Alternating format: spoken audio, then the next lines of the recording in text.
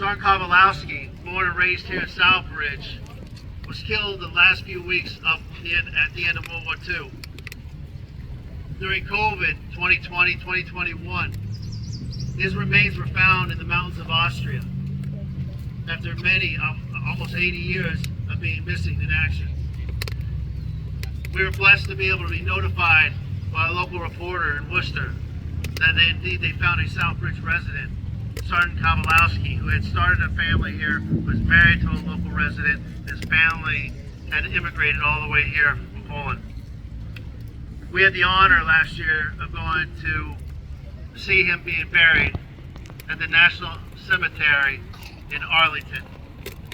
We had former state representative Mark Karen, may he rest in peace. We had Senator Ryan Fatman. We had multiple counselors.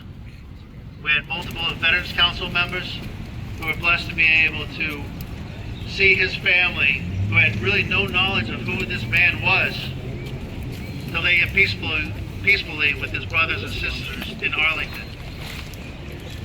We were also able to, the Veterans Council of Southbridge was also able to lay a wreath at the unknown soldier all at the last minute. So we had the honor to not only mourn, finally, an individual from Southbridge after 80 some odd years of missing, but we're also honored to meet the individuals that found him, and they're all volunteers. We're also able to spend time with family and friends who've traveled along with us to have great conversation about it and see some of the friends of the individuals in which I knew personally were part of that group that found Sergeant Kowalski. I thank those Southbridge residents, those counselors, state rep, the senators, and I know there was a lot more people that would like to have come. But we were honored that day to celebrate a Southbridge resident, a man who served his country, who finally came home to be buried with his brothers and sisters. Normally here we like to have somebody from a family that had lost a loved one during the war or a war or a conflict, but unfortunately this weekend we could not. But I just want to tell you a little story about Sergeant Kowalski. And remember that man, along with his family, had to suffer through all those years. Next, I'd like to introduce Representative John Marcy, who's been a pillar of our community, and a representative of our community for quite some time. It's our honor to have him here today to speak.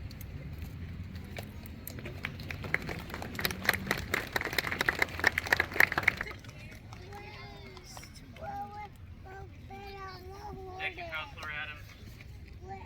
Everybody for coming. Good morning. It's an honor to be here with you today. The rain held out. God willing, so we're all able to remember all of our veterans. So, like I said,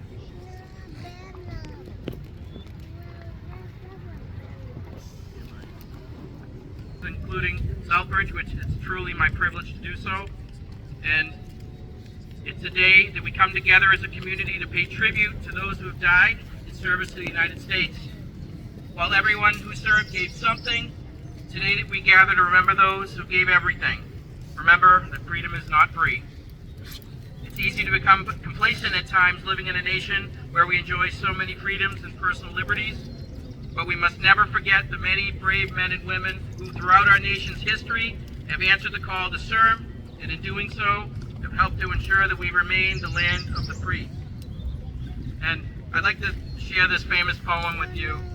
It's become something that I like to present every year, but I think it captures the true essence of what we're trying to do here today for our veterans and the reason why we observe Memorial Day. So it bears repeating. It is the veteran, not the preacher, who has given us freedom of religion. It is the veteran, not the reporter, who has given us freedom of the press. It is the veteran, not the poet, who has given us freedom of speech. It is the veteran, not the campus organizer, who has given us freedom to assemble. It is the veteran, not the lawyer, who has given us the right to a fair trial. It is the veteran, not the politician, who has given us the right to vote. It is the veteran who salutes the flag. It is the veteran who serves under the flag. Eternal rest grant them, O Lord, and let perpetual light shine upon them. President Calvin Coolidge once said, "The nation which forgets its defenders will itself be throughout this great nation." At 3 p.m. today and on every Memorial Day, Americans are encouraged to pause wherever they are and observe a moment of silence to remember and honor those who have died in service to our nation. I ask all of you gathered here today to join with me in continuing to keep our fallen soldiers, as well as the men and women who are currently serving at home and abroad, in your thoughts and prayers each and every day. God bless our veterans, God bless Southbridge, and God bless America. Thank you.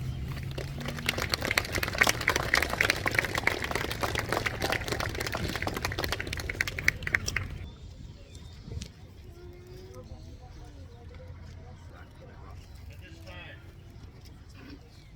if you look over to your left, in some cases your right, we'll be laying the wreath. Our veteran service officer, Keith Roberts, will be laying the wreath at the Italian-American Monument.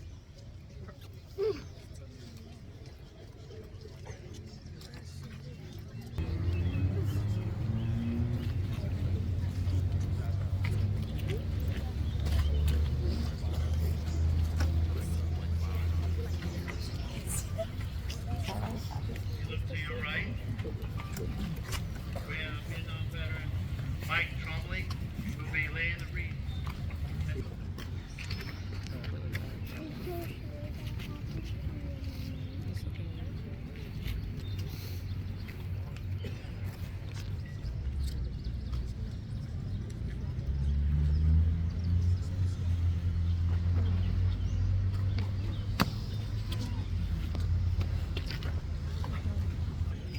Los llamé this a few years. They're gonna do it again.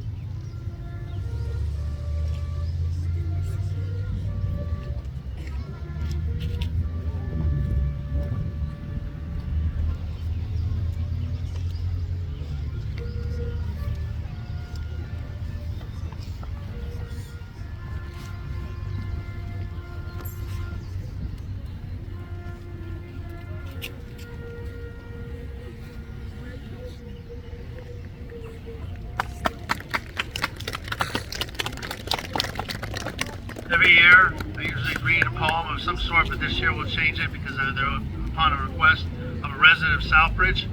And this is something that we usually read during Veterans Day. In Flanders Fields. I want to thank the police department and the fire department. I want to apologize to the fire department because they could not make their memorial service this morning. So I thank you for all you guys do. Police department and all this year. I want to specifically thank our town clerk, Patty Bonadias, who saved us today with the microphone finding and all the work she does every single year, placing the flags, her and her husband placing the flags in open cemetery. Thank you to all because it takes a team and it takes a town. So thank you.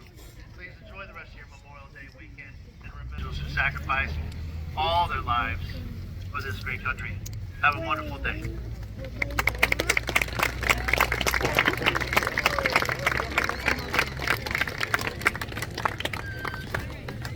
She wasn't, yeah, she wasn't.